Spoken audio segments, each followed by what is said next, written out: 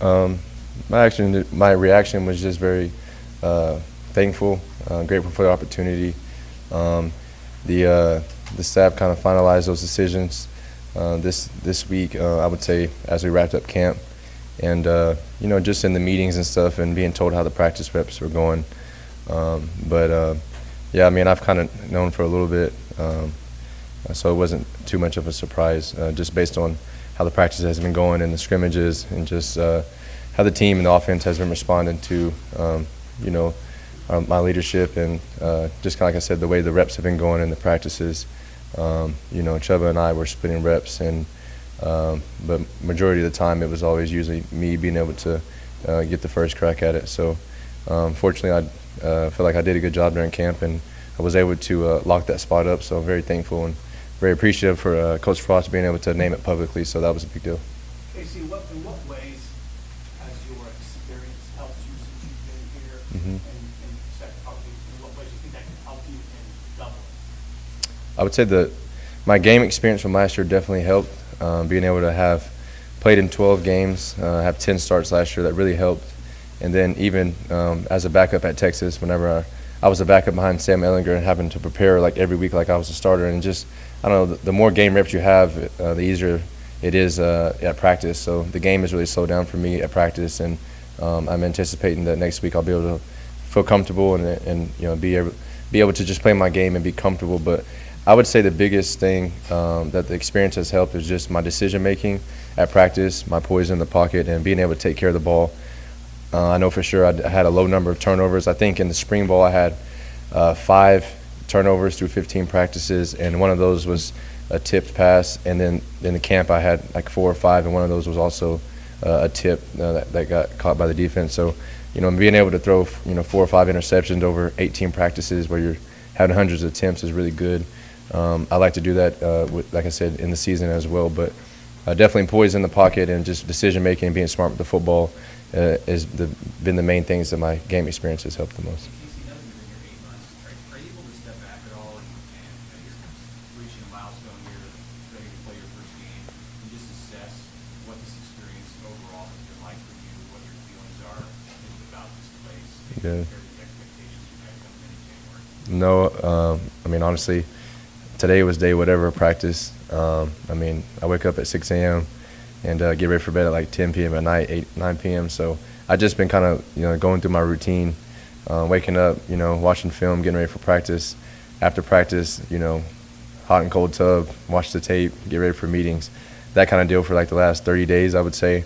I haven't really sat back to reflect, anything that's happened so far. Even being named the starter, I feel like that, I enjoyed it probably for a night because it happened on the off day that we had, so I was able to enjoy it for a night. But no, I haven't really reflected or sat back or anything. Hopefully at the end of the season, whenever we're competing for a championship, I'll be able to sit back and reflect on that. Casey, you haven't played a game here, but assess the skill talent that you feel like is around you, particularly in comparison to where you were. There's a lot of elites. Yeah, the biggest thing is Nebraska football, we have a lot more bodies out there. So we have more players, more depth at every position, offense, defense, special teams. Offensive line, we have more bodies. Receivers room, we have more receivers. And the same thing with the running backs. I really like the way the running back room and the receivers and tight ends are on offense. We have great leadership in each room. And I think the running backs, we have guys that have really good game experience. And even the quarterback room here is, I think it's very unique because you have different type of quarterbacks in the room. You have me, Logan, and Chuba, who all have game experience, and then you have Richard and Heinrich, who also are very talented players, have big arms. So I would say every position is probably a little deeper. As far as the skill level and the talent, I would say Trey Palmer is probably the fastest receiver that I've thrown to. He's up there with like Xavier Worthy, and definitely him and Marcus get out of their breaks really well. Omar, Alante, Isaiah. We have a lot of guys, Brody Belt. I mean, we have a really deep receiver room, so I'm very thankful and happy about that position, and the running back as well. Good thing we have good coaches because Coach Applewhite is going to have to pick, the rotation and how that's going to go. So I trust the coaches. We're going to rotate 6 or 7 receivers on offense, and we're going to rotate multiple running backs as well. So I'll be happy with whoever's in, and there's certain plays that we have that Each guy has different strengths and weaknesses, and so we'll try to play to their strengths. But having Trey Palmer for sure to take the top off the defense helps, and then, of course, having Marcus and Oliver to be on the outside and Alante to run routes, I think is really special. You were asked about Marcus not that long ago, but can you speak further to what he got done in a couple months around? Yeah. I mean, he didn't have the spring or anything.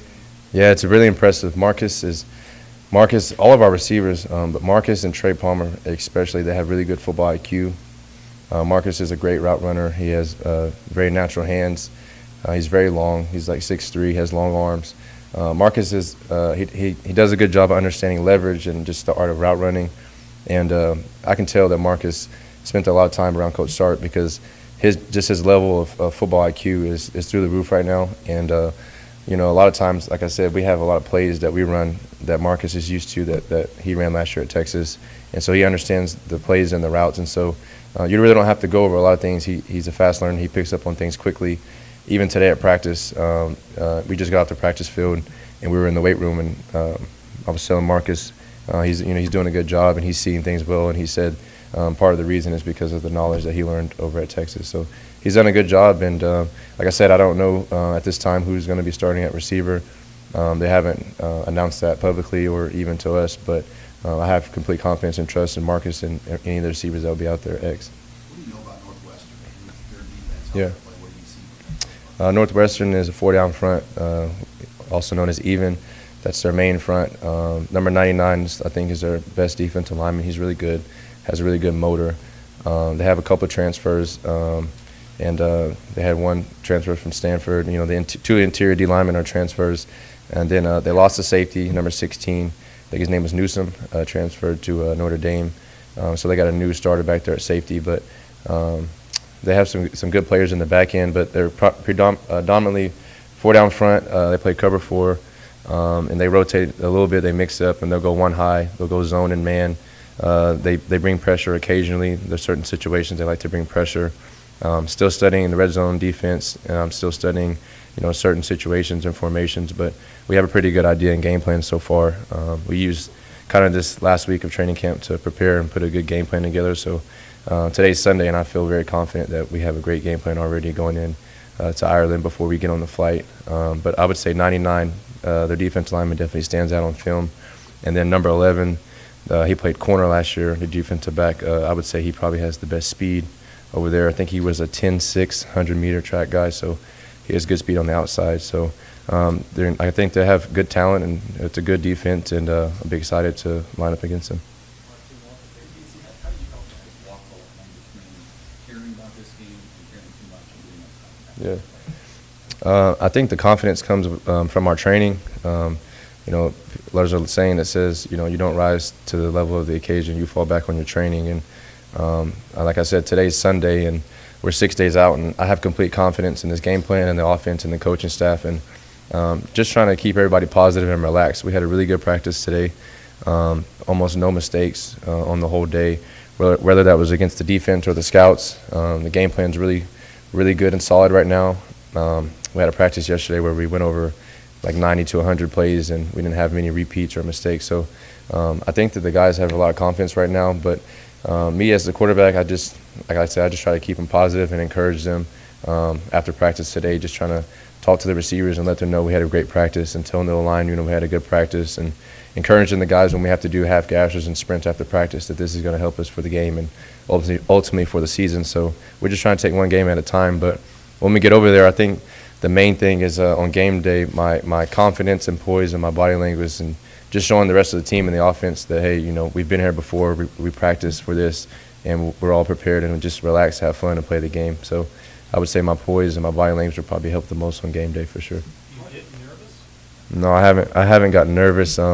Actually, the most relaxed I ever was for a game was against in Dallas, Texas last year, October 9th, against OU. That was probably the most relaxed I was for a game. And it was a different experience. We talk about it a lot, but you basically go into like a meditation state. I don't know how to explain it, but I get really relaxed before games in the warm-ups. Yesterday, we had a staff member named Aura. He runs the head of the media and graphics, and he was like, "Are you ready for the game? Are you excited?" And I was like, "I'm getting goosebumps just thinking about it and talking about it." So No, I really don't get nervous. I would say last year they named me the starter at Texas against Rice, week 3, and I remember getting on the bus from the hotel to the stadium, and that was the only time I got nervous the whole season because that was my first start. You know, I didn't know what to expect, but ever since then I haven't really got nervous. So I would say even going against our defense some days, you know, might be a little bit more nerve-wracking than getting ready for the game. But on Saturdays, I'll have complete confidence, and like I said, we're ready as a team and ready as an offense for sure. Marcus said this to us as reporters, so I assume he said this to you.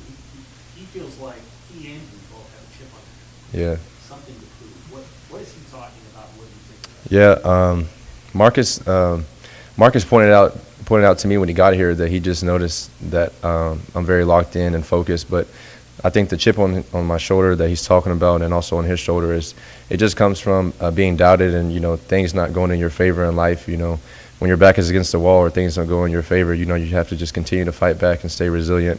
And like I said, you know, things, whether that was from injury or wins and losses, but you know, here in Nebraska last year there wasn't a winning season, and I also didn't have a winning season at the place I was at before. So just a chip on the shoulder to, you know, prove myself right and about my game and knowing the ability that I can play at.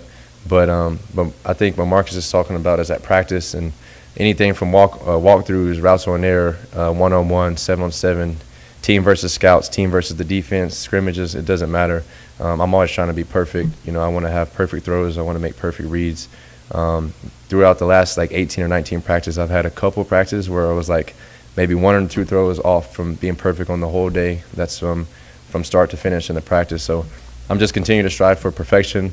I don't know if I'll ever get there in a practice or a game, but like I said, the chip on my shoulder is bigger now than it ever was, and I'm just trying to be a winning quarterback and play at a high level for this team. Do your skill players understand the standing that you have? Are they starting to get Yeah. understand how to get used to you? Yeah, I mean, some days like when we start practice and we go 1-on-1s, routes on there, 7-on-7 during training camp, I challenge the guys. I'd be like, let's go 10 for 10, or you know, I think a lot of days we go 7 or 8 out of 10. And we had one day during training camp where we went 10 for 10 the first 10 passes, and I told the receivers, like, we just went 10 for 10 that period, and they're like, oh really? I didn't even know that. And I was like, yeah, I've been trying to get that for weeks, you know. So they understand the level that we want to. And then after practice, we do this thing called one more that the coaches kind of encourage us to do, and the quarterbacks and the receivers and every position group on the team, we basically do one more rep or one more drill or something, and the quarterbacks throw to the receivers, and we'll pick a different route. But today we did like a over route in the red zone, and we have to complete 14 or 15 passes in a row, and that's all the receivers, all the quarterbacks. Some days we pick a slant, some days we pick a post route.